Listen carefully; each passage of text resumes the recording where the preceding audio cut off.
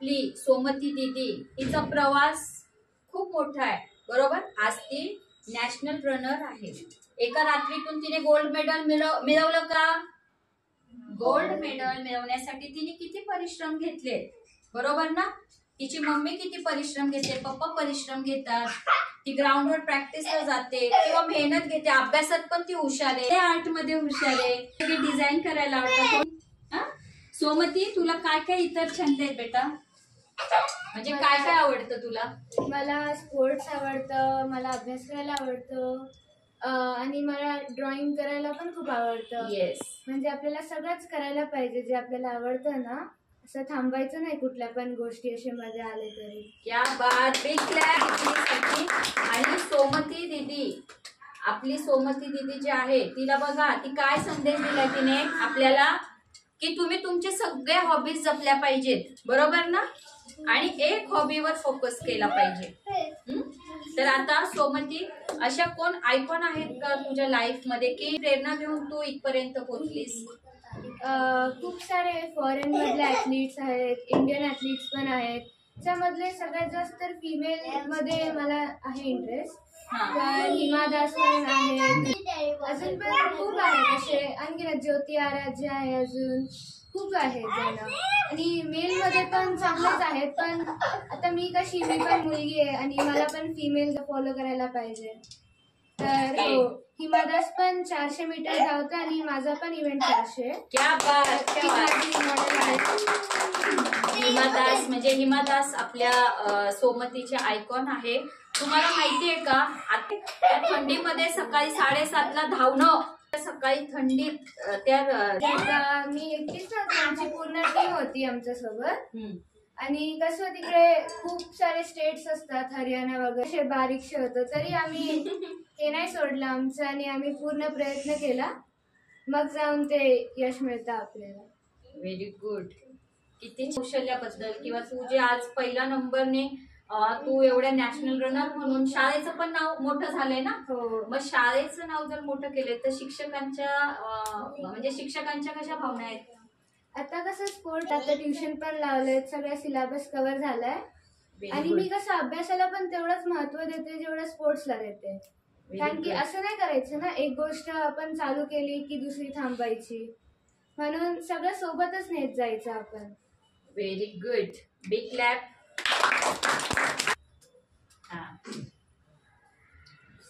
सर्वप्रथम शांतरा तुमच्या सगळ्यांचे ऐक, नाही तर केक नाही कौतुक करतो. तुम्ही सगळेजण इथे आला, तुमच्या सगळ्यांचं कौतुक.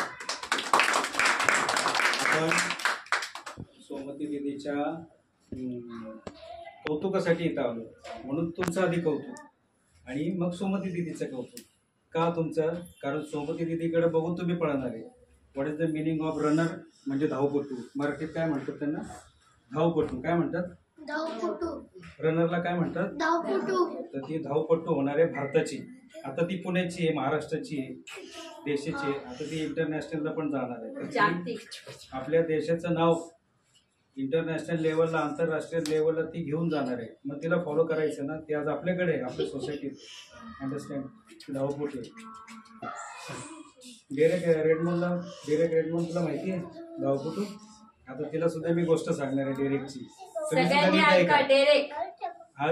आज आपण नाताळाच्या निमित्ताने इव्हिनिंगला आपण आलोय, बरोबर आहे. पूर्वसंध्येला आपण आलोय, आपल्याला केक पण कापायचा.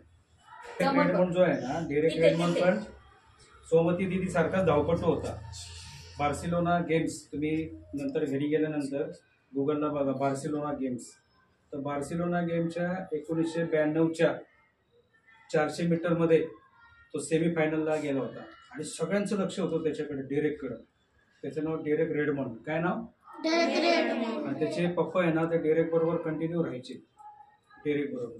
आणि त्यांनी खूप मेहनत घेतली, जशी आता आपली सोमती दीदी घेते ना, तशी तो पण मेहनत घ्यायचा.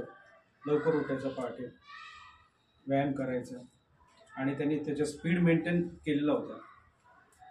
जेव्हा 400 मीटरची रेस तो धावायला गेला, तर शेवटी फिनिश लाईन असते ना, रिबन पार करून जायचं असतं ना फिनिश लाईन.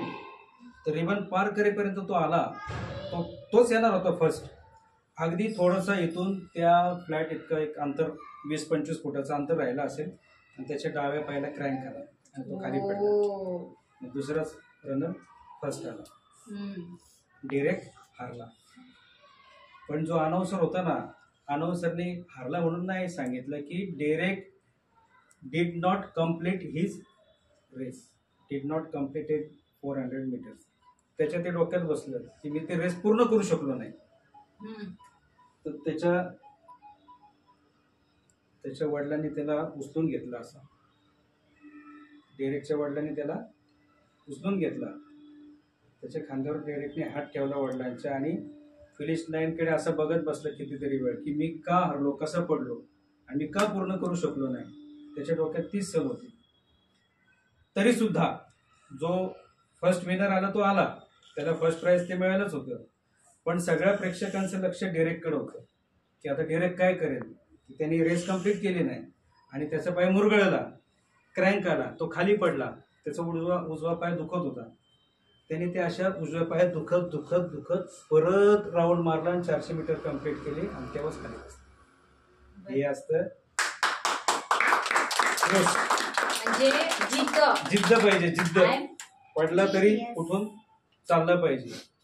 मग त्याचा तो पाय निकामी झाला. ते डॉक्टरनी सांगितलं आता तू धावू शकत नाही, तू पळू शकत नाही.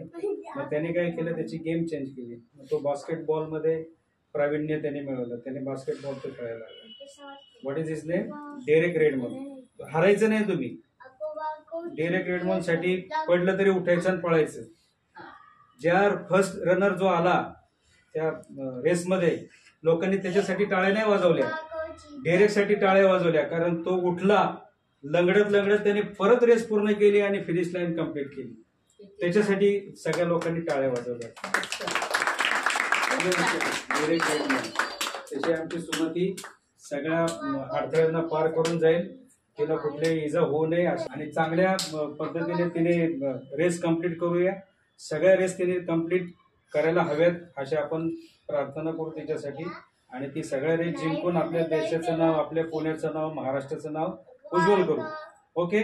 सोमतीसाठी टाळ्या आणि डेरेकसाठी पण टाळ्या. म्हणजे अशा प्रेरणादायी, हे बघा, खेळाडूंच्या प्रेरणादायी स्टोरी अशा जशी आपल्याला डेरेकची सांगितली आहे, तसेच अनेक आहेत की ज्यांनी हार नाही मानलेली आहे आणि प्रत्येक क्षेत्रात जरी त्यांना नाव नाही कमवता आले तरी त्यांनी त्यांचं क्षेत्र बदलून त्यांनी भारताचं नाव मोठं केलेले आहेत. असे अनेक खेळाडू आहेत. आणि आज खूप छान वाटलं की आपली सोमती दीदी आज आपल्या ऑयस्टर मल्टी ऍक्टिव्हिटीज क्लासेसमध्ये या चिमुकल्यांसोबत आज ती तिचा हा सन्मान घेत आहे. मला खूप छान वाटते. आणि खूप खूप कौरंग फाउंडेशनचे महासचिव यांचे आभार. असं